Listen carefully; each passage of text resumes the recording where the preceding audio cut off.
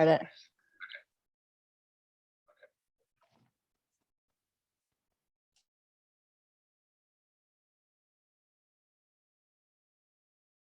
Good morning, everyone. We're going to wait a couple of minutes to help everyone get on board before we start.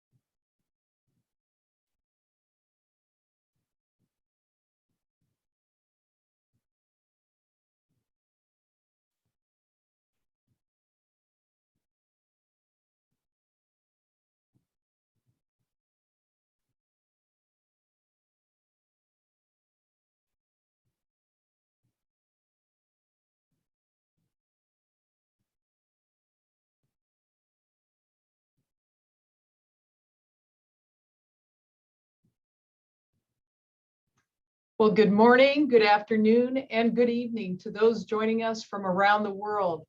And welcome to the Crisis, Response, and Recovery, Nature-Based Tourism, Biodiversity, and Livelihoods. My name is Kelly Bricker, and I'm a member of the Tapas Group and serve as the coordinator for the Capacity Building Work Group. My day job is professor and director of the Hainan Arizona State Tourism College, and I am thrilled to have worked alongside the Center for Responsible Travel, IUCN, the WCPA Tapas Group, and of course the World Wildlife Fund to make this event possible. I wanted to take a moment and thank each and every one of you for being here today. This past year and a half have offered us a new reality, and while we would love to be sitting face to face with you today, I feel pretty lucky that we're able to gather together in this virtual space. Throughout our first event and our second event happening in just a few hours from now, we'll have the opportunity to hear from 26 speakers from all across the world. And today we'll have 3 different sessions with panelists who are inspiring, engaging, and paving the pathway forward for nature-based tourism, biodiversity, and livelihoods. You'll have the opportunity to hear directly from these global experts and listen to their wisdom and experiences. During each of the sessions, you'll have a chance to hear from each speaker for about 10 minutes. And then we'll have 10 minutes or so for Q&A at the end of each session. After the event, we will be sharing follow-up resources and including answers to frequently asked questions that we may not get to during the session. In just a few minutes, we'll put some housekeeping instructions in the chat and some instructions as we move forward. And now, without further ado, I'd like to welcome Jim Sano from the World Wildlife Fund, who will be our facilitator for the first session, Biodiversity Conservation Financing through Sustainable Nature-Based Tourism. Over to you, Jim. Thank you so much, Kelly. And again, my name is Jim Sano with the World Wildlife Fund. As you all know, the COVID-19 pandemic laid bare that nature-based tourism is the largest market-based contributor to finance in steward protected areas. It also underscored that the vast majority of enterprises are micro, small, and medium enterprises, companies that certainly lack the capital and the collateral to weather storms, certainly as large as this one, but also invest in biodiversity conservations going forward. In this session, we'll highlight the financing challenges and identify potential emerging solutions. And I'm honored to lead off this session to hear Dr. Urvashi Narain's thoughts, and she's the lead economist from the World Bank. So over to you, Urvashi. Thank you very much, Jim. I'm absolutely delighted to be here.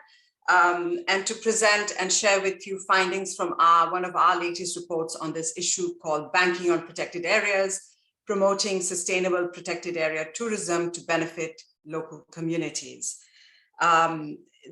This work has been done in collaboration with the University of California at Davis, and I'd like to recognize their contribution, and my lead co-authors at the World Bank, Hasita Bhamar and Phoebe Spencer. So next slide, please. So why did we do this report? What were our objectives? First and foremost, we wanted to assess the economic impact of protected area tourism on local economies. Now, why did we do that? We find often that protected areas are seen as good for conservation, but are not seen as part of a country's development strategy. They're seen as something where you set aside land, but you no longer can use that for development.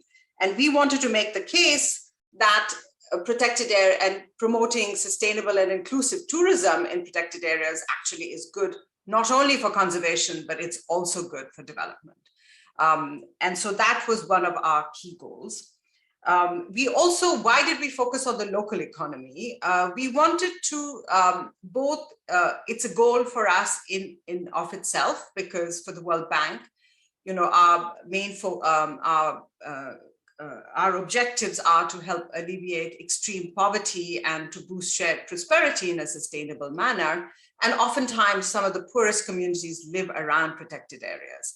But also we know that unless communities around protected areas feel engaged and feel that they are participating in conservation, it is very hard for them to often to be partners, because you know, they bear some of the cost of conservations through wildlife conflict. And finally, we wanted to make the case that investing in protected areas is good economics. We wanted to talk to our finance ministers to show them that as part of their economic recovery strategies, they should be investing in protected areas and to promote sustainable protected area tourism. So with that objective, what did we do? Next slide, please. Our study was, we did the 4 detailed case studies in 2 focused on marine protected areas in Brazil and Fiji, and 2 on terrestrial protected areas in Nepal and Zambia. And this work was done in collaboration with local students, and you can see some of their photographs on the slide below. Next slide, please. And what was the methodology that we applied? We used something called the LUI, which is the Local Economy-Wide Impact Evaluation. It's a general equilibrium model that allows you to capture both the direct impact that a tourist has on the economy, whether that's through paying entrance fees or some of the participating in tourism-related activities, but also the indirect impacts that triggers, right? When tourism operators hire local community members, or when they source goods from local community members, that is an important indirect. But then that kind of, when wages are earned by these local community members, they in turn spend money in the local economy, and that triggers another round of spending. And this methodology allows us to systematically identify those mechanisms, but also to quantify them. And so we applied this methodology, the LUI, in each of our model, in our case studies. And so what did we find? Next slide, please. I'll share with you some of the key findings today, but we have a lot more information in the study, and I'll share with you the link where you can get more information. So first and foremost, we found that protected area tourism is good for development and conservation.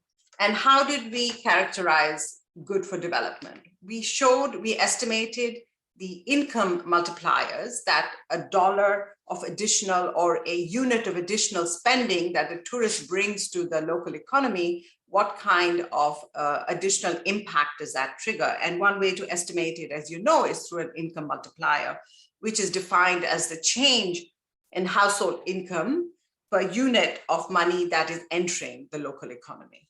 So we found in, as shown in these in this slide, that in almost every country, in every case study, the income multiplier was significantly greater than 1, showing that there are strong local market linkages. We also found we were able to estimate the number of jobs that can be attributed in the local economy, both through the direct and the indirect economic impact.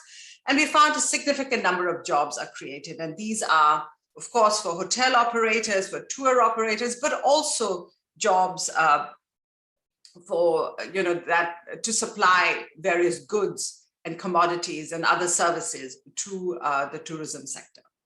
And so, for example, in the Mamanutha Islands in Fiji, we found that 13% of the local population is employed through the tourism sector, which is very significant. Next slide, please. We also found that benefits accrue widely and both to poor and relatively non-poor households. And in almost every case, we found that as a relative share, the poor households actually benefit more, as shown in this graph. And we also found that it's not just households who are directly involved in the tourism sector, but also households who have actually no direct connection with the tourism sector who are benefiting. Next slide, please. And we also have information on the cost that is incurred by communities. And in the interest of time, I'm not able to share that with you, but we did look at the cost of human-wildlife conflict and make the point that those who benefit may not be the ones who incur the costs, and there's a need for this kind of compensation mechanism to be put in place. We found, of course, that the return on government investment is at least 6 times the cost. So the amount of money that the government is investing, the return they get when estimated through the economic impact on the local economy is at least 6 times. This is, of course, an underestimate because the return accrues widely, not just in the local economy, but also beyond the local economy. Now, it's important to note that we see this very high rate of return in Zambia, in the South Luangwa National Park, for example, but that is also an indication of underinvestment, right? You have this very high return because it's severely underinvested. But broadly, the message for governments is that this is good investment. This is a good return on the money that's being invested. And so this is, a call to action to increase investment in protected areas, but also to promote the tourism, which will then bring these economic returns. Next slide, please. Turning next to our policy recommendations, and here again, in the interest of time, I will just briefly touch upon these. We bucket the policy recommendations in 3 broad categories. One is the need to protect the natural asset, because unless the asset is protected, you will not have tourists come at all, right? So that is very central to any work that is done in this sector. Then it is also, government also needs to grow and diversify the business. And finally, a bucket on their policies and institutions must be in place to make sure that these benefits are being shared with local communities and that this is not some form of enclave tourism. So in the, 1 minute. What do I mean? And thank you for that. What do I mean in terms of protecting the natural asset? This is, of course, investing, but increasing the capacity of protected area managers. We also urge governments to do more regular, evaluations and sort of assessments such as ours in order to inform this. And growing and diversifying the business means enabling conditions for private sector to participate, but to make sure that it isn't just 1 or 2 protected areas where the tourism are coming and there's overcrowding. And finally, many different ways in which communities can benefit through benefit sharing or through employment or local sourcing of goods. And next slide, please. This is my last slide. So we also make the case that protected area tourism is a green economic recovery initiative, because what do governments look for in an economic recovery initiative? They want jobs created, they want income multipliers, and they want to make sure that the benefit is greater than the cost. And I hope I've convinced you through our report and through the findings that tourism, sustainable and inclusive tourism, does all of that. It generates jobs, it creates high income multipliers, and generates high return on public investments. So with that, I'd like to thank you for this opportunity. And if you could just move to the last slide, it just gives you the URL. I know more information will be shared, but this is the URL where you can find much more information. Thank you very much. Thank you so much, Urvashi. I just want to remind everybody, as we hear our wonderful speakers, that please, if you have questions, put them in the chat box. Kelly will be collecting them, and after the end of this presentation, we'll be able to answer those questions. And so without further ado, I'm going to turn it over to Dr. Gregory Miller, who is the Executive Director for the Center for Responsible Travel. Great, and you can see my screen okay, everybody? Kim? We see you. Can you hear me? On your screen. Oh, We see your lovely background, Greg. weird. Okay, hold on. It said it was sharing, but figures I would do.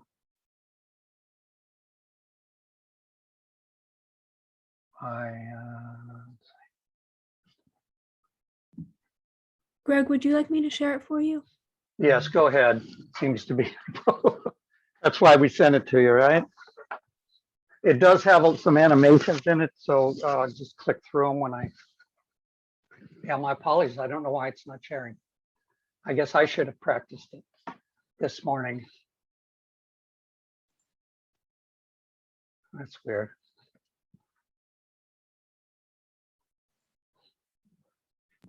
All right, Greg, you should be good to go. Can you see my slides now?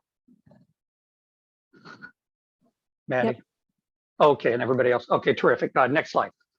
And just click through all the top text on the first slide. Don't go to the second one.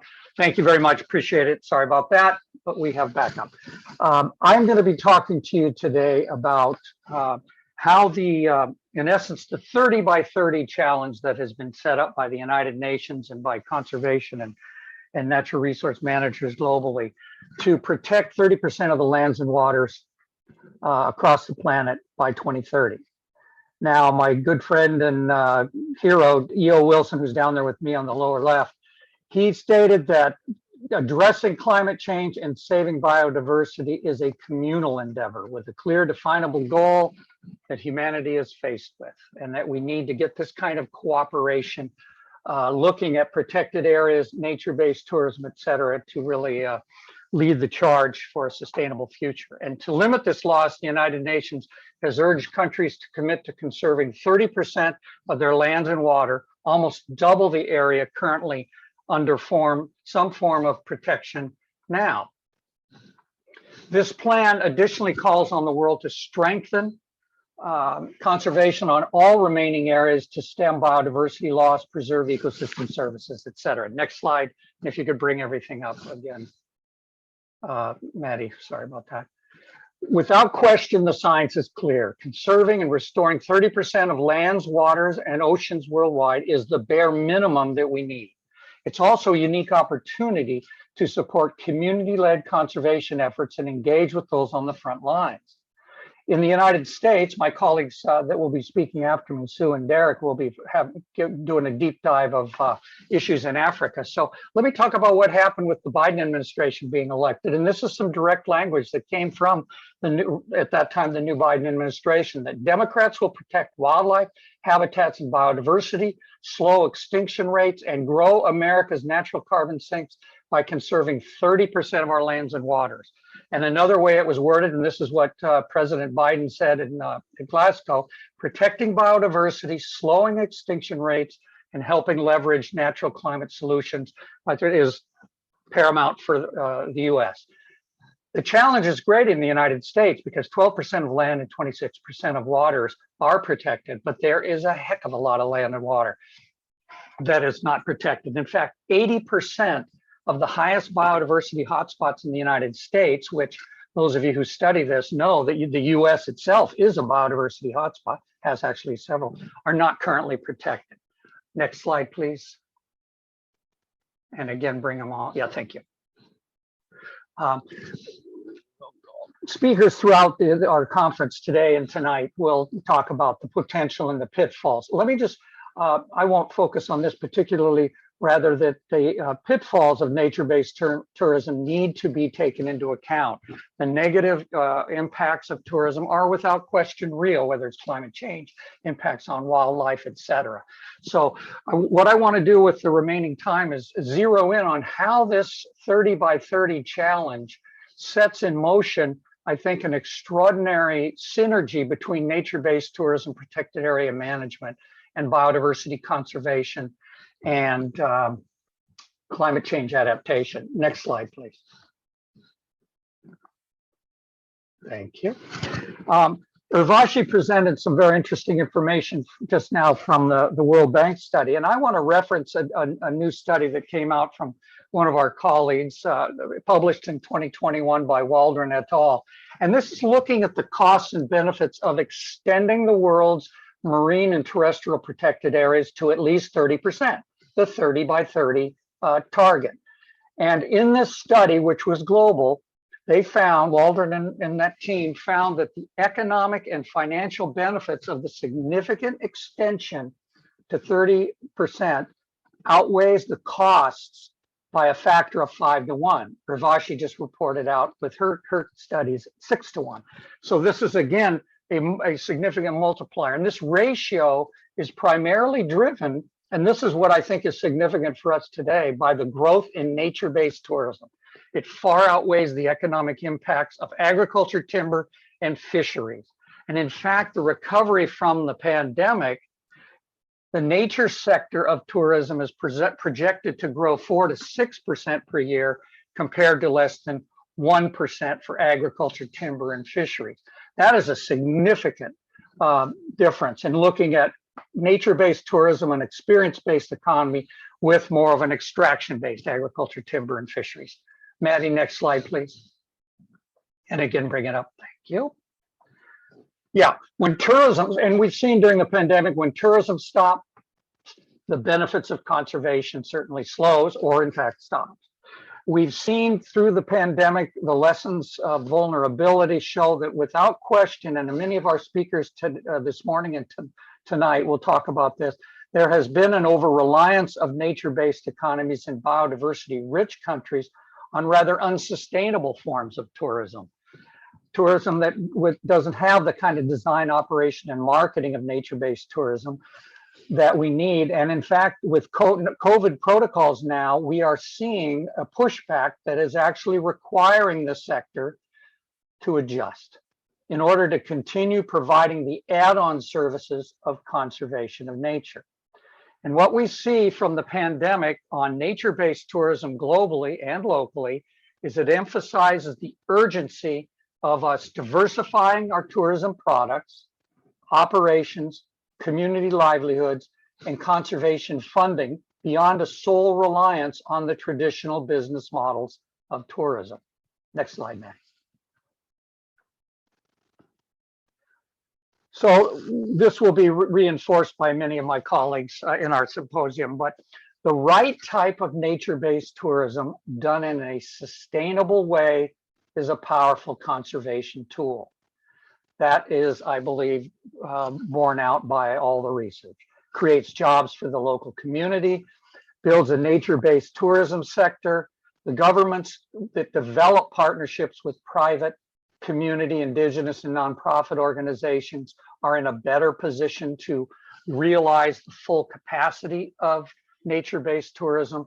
And private investment and know-how are needed, and private land conservation is a key element to that.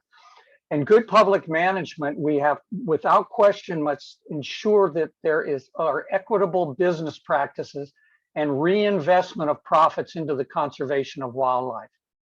So when we look at the 30 by 30 challenge and nature-based tourism, ultimately, this forum, when done right, will grow the economy, protect nature, and support human development. Next slide, please. And bring them all back. Thank you. Okay, so let's take a look and really let's think through. And I ask all of you to think about throughout the talks that we have through our first and second events of this, that looking strategically at the 30 by 30 challenge and thinking about how we want to more sustainably develop and implement nature-based tourism. There's a number of things that I think are a tremendous possibility for us that I'd like us all to consider as we move forward on our journey. First is that social and economic benefits of nature-based tourism actually, we believe, will encourage the designation of additional protected areas and the enlargement or improvement management of existing ones. Remember, in the context of the United States, what I reported out just a couple of minutes ago, 80% of the biodiversity hotspots in the United States are not in any area of protection. Second, bringing nature-based tourism and the 30 by 30 is to improve the permanent financial stability of existing and new protected areas. And this is critical both for climate change and for biodiversity conservation, no question. Third is that we want to implement binding, and I want to emphasize that, protocols for nature-based tourism, better standards and protocols in and around protected areas, ensuring that we see an actual increased sustainability of all related activities and operations in order to achieve genuine forms of conservation supporting tourism. And finally, and I will leave this point with everyone, whether you're a nonprofit or a government agency rep, is that for governments, it is critical that we look at, push forward and achieve that governments work to create national tourism plans for protected areas, and they integrate them into the economic plans of the country. Next slide. Greg. Next slide. So I think with that, I think we have a tremendous opportunity to bring our practitioners and thought leaders together in our symposium here, and I appreciate your attention and look forward to learning a great deal from my colleagues. So thank you. Back to you, Jim. Thank you so much, Gregory. And next we have Dr. Sue Snyman, the Research Director for the School of Wildlife Conservation at the African Leadership University. Over to you, Sue. Thanks very much, Jim, and thank you for the opportunity. I apologize for the background noise, but there is a massive thunderstorm in Johannesburg at the moment, and it's thundering and pouring with rain. So I apologize if there is some noise. So I'm going to be talking to the wildlife economy in Africa and the importance of tourism. And interestingly, from Urvashi and Gregory's presentations, a lot of what I'm going to present ties very closely and supportive of what they have been saying. So before moving on, I just wanted to define the wildlife economy as we are defining it at the African Leadership University, so that we are all on the same page in terms of what I'm meaning by it. So the wildlife economy uses indigenous wildlife, both plants and animals, including marine and terrestrial, as an economic asset to create value that aligns with conservation objectives, but also delivers sustainable growth and economic development. So very much in line with what Gregory was explaining, that they are not mutually exclusive, and Urvashi also alluded to it. And it's about plants and animals, fauna and flora, but very much the activities within the wildlife economy, as we are looking at them, have to align with conservation objectives and have development impacts. And just in terms of the importance of the wildlife economy, is the recognition of wildlife as a key strategic asset. Currently, in most countries, and especially in Africa, wildlife is often just seen as a resource, not as an asset.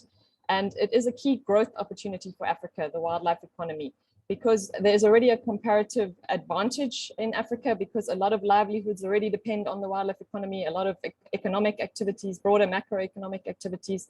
And the ability of the wildlife economy, if wildlife is seen as a key strategic asset, to encourage more public and private investment into landscapes to improve conservation and support economic development, is huge. But we do need this enabling environment, and Urvashi also talked about that, for unlocking this potential. If this is done, if wildlife is seen as a key strategic asset, and there's investment in it, and then the enabling environment is there, countries will improve local livelihoods, they'll increase fiscal revenues, promote job creation, and promote conservation. So it really is a win-win. Just in terms of the potential of the wildlife economy, essentially the stock of the wildlife is the stock. So you have the fauna and the flora, and that is the stock. And then the wildlife economy are the activities which utilize that stock. So essentially the flow. So ecotourism is the largest one in most African countries, the largest wildlife economy activity and the most well-known. Then forest products is also a larger one and utilized mostly for livelihoods and subsistence. Then you've got hunting, specifically in Southern Africa, quite large. And then other options include wildlife ranching, wildlife estates, which is smaller, and film and photography, which is very small in Africa and needs to grow. And then the carbon space, which is currently quite small, but has a lot of untapped potential. And then you have this big yellow circle of untapped potential, which can essentially be distributed across all the other circles, but also there are new and innovative and creative ways we can do this. And what is critical in all of this is diversification. And it's key to building resilience and sustainability. So making sure that we don't have all our eggs in one basket. And Gregory mentioned that, especially this, over-reliance on nature-based tourism. But it is still a key part of the wildlife economy. So at the African Leadership University, we recently published a report on the state of the wildlife economy in Africa, which you can download on the School of Wildlife Conservation website, where we looked at ecotourism, hunting, ranching, carbon, and forest products across Africa, but then specific case studies on Ghana, Gabon, Kenya, Rwanda, and South Africa. And then since the publication of the report, we published a case study on Tanzania, and we'll be publishing one on Uganda shortly. And the aim is to do one for each country and outlining all the different activities and the value that they represent in those countries and the potential and how to unlock it.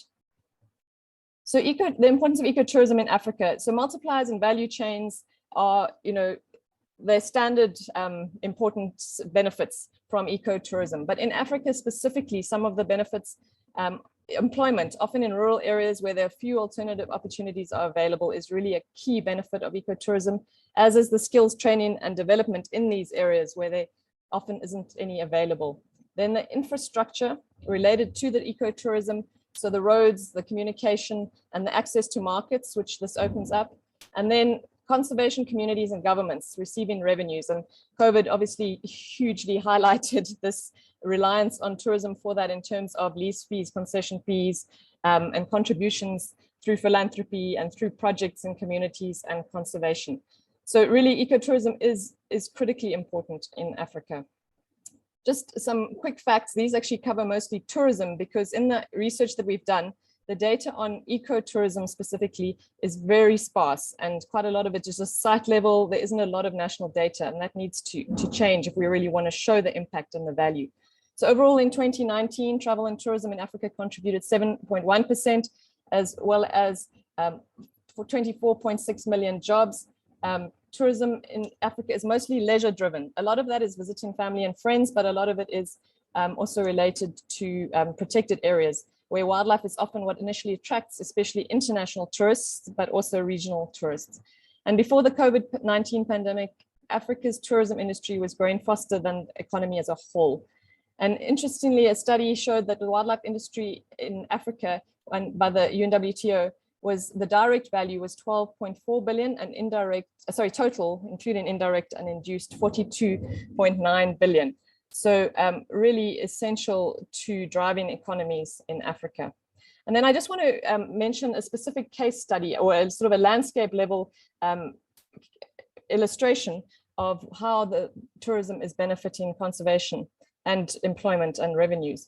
So in the Greater Kruger National Park, a study by Chidikel et al. In 2020, the research was done in 2017, but in the Greater Kruger, which includes the Kruger National Park, a parastatal, plus private reserves and provincial reserves, there were 3.5 million visitor nights in that time, with 35% being foreign. So you can see a big domestic market, and 82.2% were visiting the core area of the Kruger National Park, which was so important to attract visitors to around there.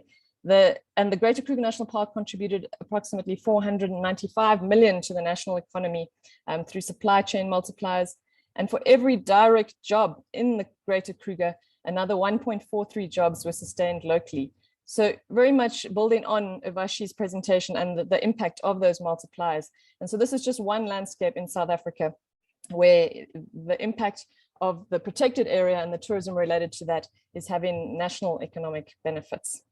Then at the African Leadership University, we are busy working on a wildlife economy investment ranking, which essentially will look at countries across Africa, but specifically on a few to start as a pilot, but looking at the wildlife asset base. What is the wildlife asset base? How are those resources being managed? What is the governance structures? Is there an enabling environment, and is it easy to do business? And then ranking countries on that to really encourage countries to make it easy to do business, to create that environment and to encourage investment so that we can unlock the wildlife economy. And then just for those who are interested, we've recently published a roadmap for Africa's wildlife economy, which can be used in other contexts, not just Africa focused. It outlines 5 steps for unlocking the wildlife economy, and it's available in English, French, and Portuguese. And then we also have a wildlife economy resource database, and we would welcome any publications to be added to that. This database was built by an ALU student from scratch, and you can search by country, by topic, by year, by author, and we hope to just keep that updated at all times. Then just to end off with a few key takeaways, cross-sectoral collaboration is important, the breaking down of silos, especially in the tourism sector, because you have the environment, the water, tourism, customs, immigration, all involved, but not talking to each other. So that cross-sectoral collaboration is critical. Government support for an investment in wildlife and tourism, given the economic benefits that it's providing, is crucial. So moving from that, seeing this as a resource to an asset. Diversification of and within all wildlife economy activities is important to reduce risk and build resilience. So that is, using the activities we already have and diversifying within them, but also including other activities. Then monitoring and evaluation is important, including robust regular data collection, to allow for data-driven decision-making going forward. This is critical, especially as countries revise policies and practice post-COVID. And we have been working with the European Commission Biopalma project on the global database of protected area visitation, which you'll hear about in one of the other sessions. And the lack of data is really outstanding, specifically for Africa. And so how do you manage if you're not measuring it? And then finally, tourism is not a panacea, but it has a key and critical role to play as part of a diversified wildlife economy. Thank you very much. Thank you, Sue, for your excellent perspective. And lastly, we have a voice from the private sector.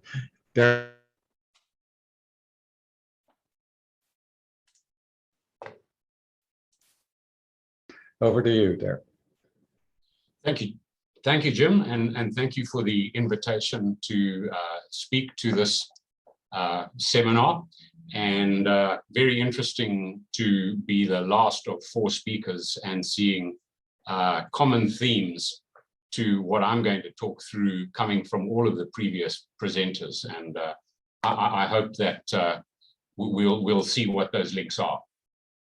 So I'm going to talk to the safari industry impact model, and I like to think of it as being represented by a seesaw, such as you would find in a child's playground, where the foundations for that whole model is the large sums of money that are paid in the first instances for the use of the land that the industry operates on in the form of leases, royalties, park entry, however it's structured, the significant amounts paid in salaries and wages for staff employed by the industry, and the contribution to local economies made by purchases of goods and services. Collectively, these all support local economies, but also contribute towards the ongoing maintenance and protection of the protected areas, and hopefully also prevents changes in land use from occurring. Now, obviously, the model is balanced by, on the one hand, the positive impacts that arise from the industry and the potential negative impacts, those being the pitfalls that Greg talked about earlier on. And there's also the carbon balance for the industry, which itself is a blend of, on the one hand, the land under wildlife and carbon storage, and on the other hand, any carbon emissions that are arising from the business.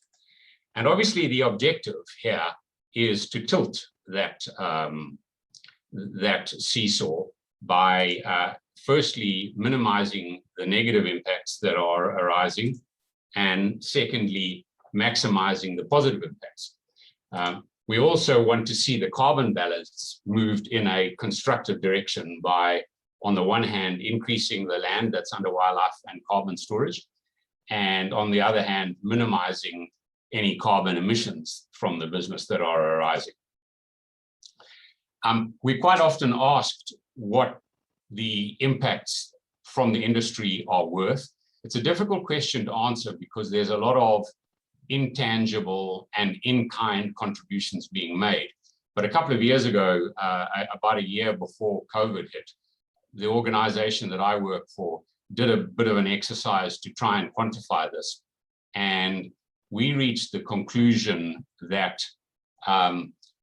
between the contributions that the business was making directly itself and the contributions that we were mobilizing from our guests and our partner, primarily non-governmental organizations, we were contributing the equivalent of 12% of our revenue, or we were mobilizing, should I say, the equivalent of 12% of all revenue generated towards conservation or development initiatives in the areas in which we operate and the countries. And what's quite useful to note is that that figure is more than 3 times the value that was distributed to the shareholders of the business. So a very significant contribution. Some people ask, why would a safari operator want to make these interventions? Firstly, there are a number of factors that compel operators to make them simply as good corporate citizens, because local regulations and legislation require it, or because guests and agents expect it. But I think it's much more important to look at the reasons why it's in the operator's best interest to do so. Firstly, and most importantly, the health of ecosystems in Africa, and therefore the health of any businesses that are based on those ecosystems, is dependent upon the goodwill of surrounding communities, and securing this goodwill requires the fair and equitable engagement of these communities. Secondly, any negative impacts on ecosystems resulting from the industry's operations will ultimately harm the business. And conversely, any improvements to ecosystems and species populations will be to the benefit of the business. Finally, because we find that making these positive contributions and interventions is a precondition to hiring and retaining the best and the brightest staff. And so our view is that this is simply enlightened self-interest. So what have been the consequences of COVID? I mean, I think we all know that COVID has been catastrophic for the tourism industry. In the parts of the world in which we operate, occupancies and revenues in 2020 were of the order of 5% of those in the prior year. And although things have been a little better this year, we're still talking about well below 30% of what was achieved in 2019. And that outcome very much dependent upon the rollout of vaccines. The consequences of this have been, as people have talked about, many staff retrenched or furloughed for quite long periods of time now. The disappearance of large parts of the flow of purchases of goods and services, and possibly the disappearance of some elements of local supply chains.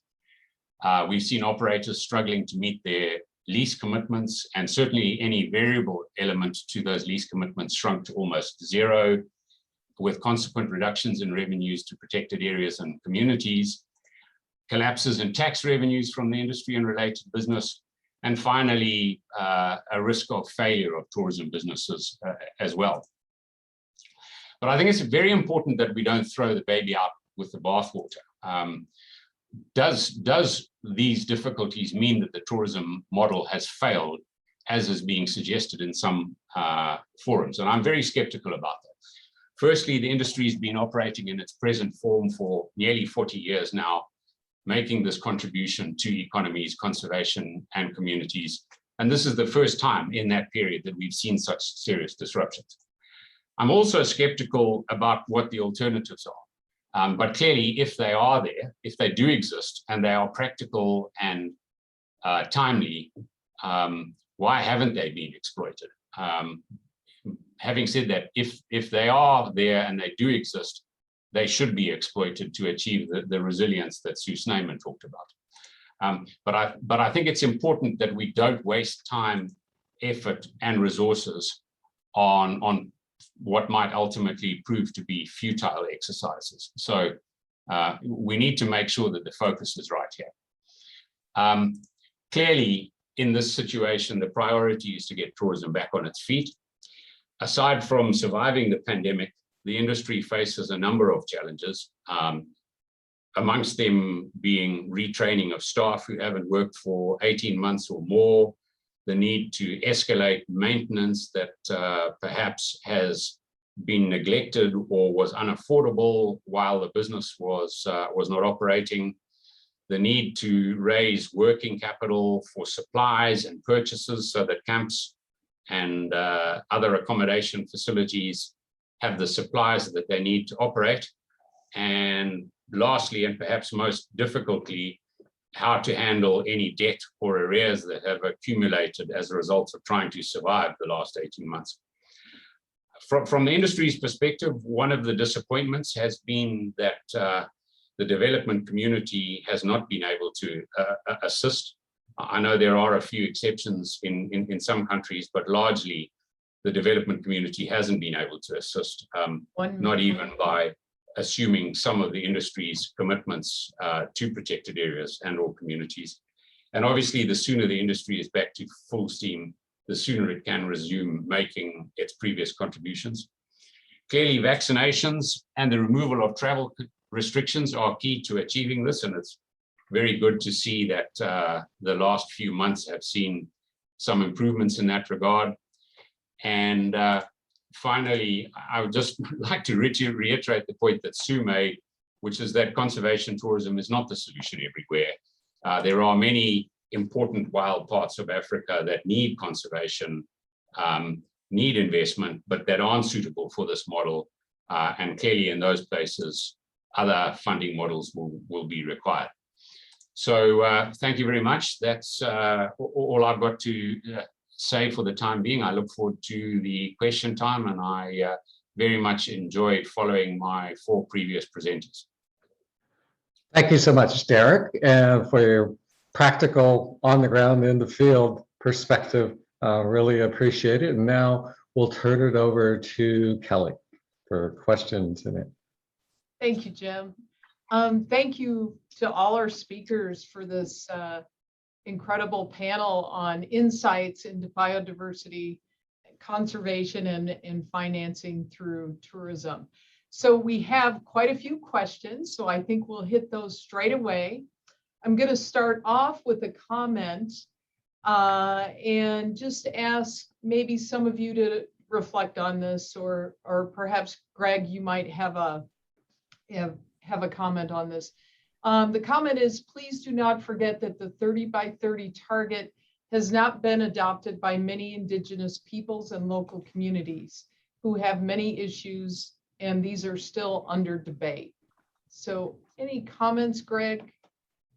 Yeah, I can take a quick stab at that and then open it up for my colleagues. I should have mentioned that, and it's a great question and comment.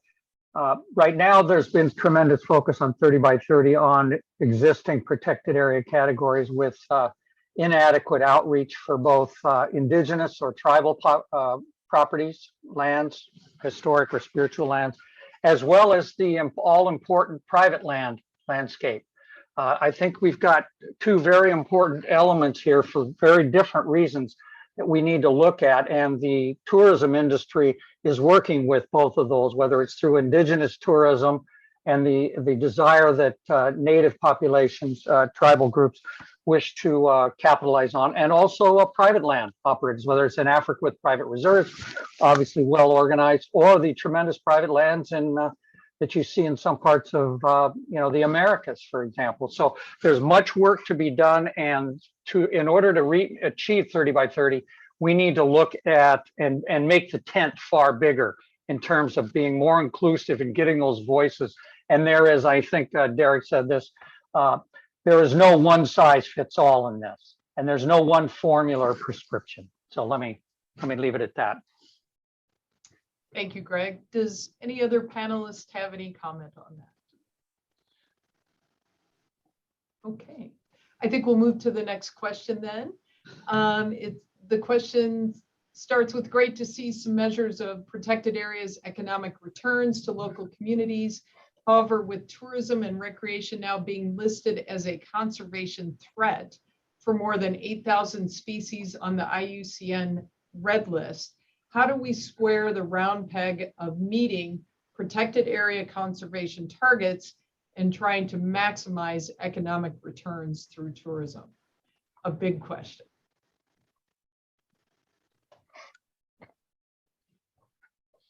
Derek, do you have some comments you'd like to start us off with? Yeah,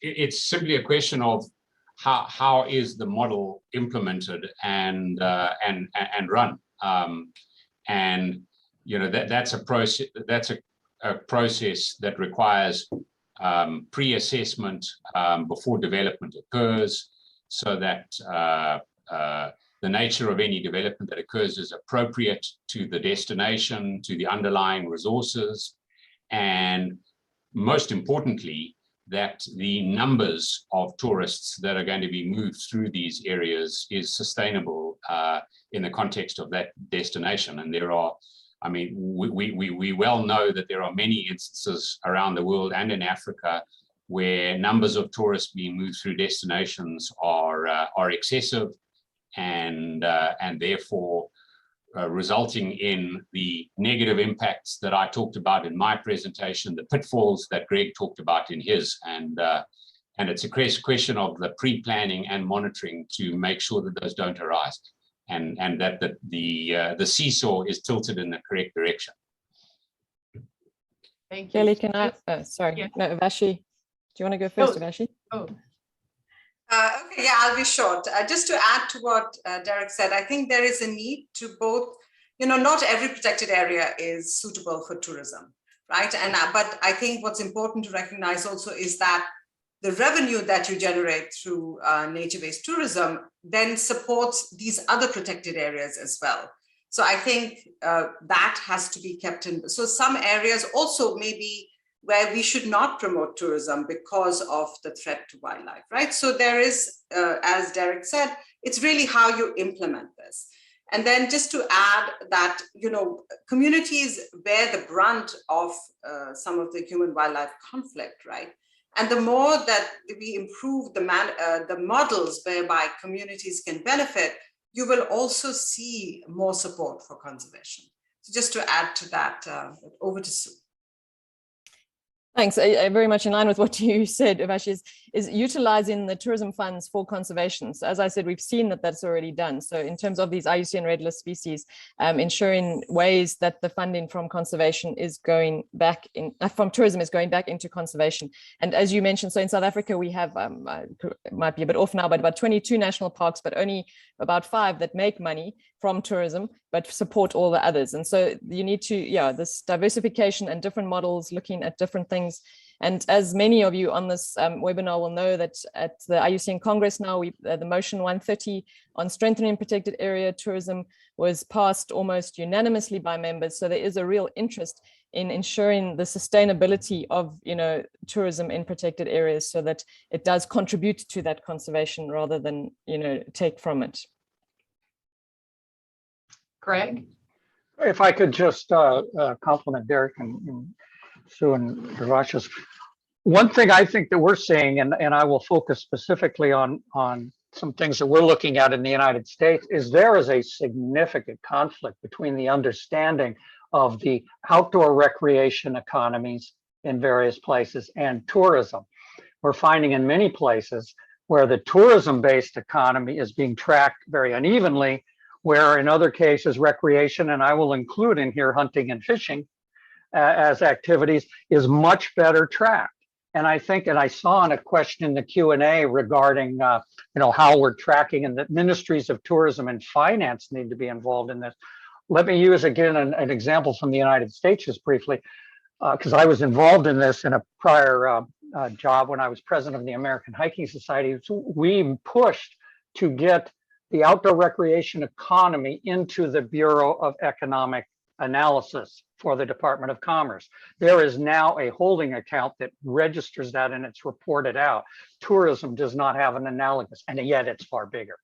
There is a really kind of wish-washy approach, if I may say that. And I think that's something we all need to be pushing our governments to do, is to get a better handle on where the benefits, the leakage is, and really what does tourism look like across the broad spectrum. Thank you. Thank you. That was great. We have another comment that we'd like folks to comment on. Poor environmental engineering design of local community, nature-based tourism tours to buildings and infrastructure does not make it sustainable, ? It is more than having policies, but quality management, operation systems. Don't build it if you can't maintain it. And the respondent asked for you to comment, please.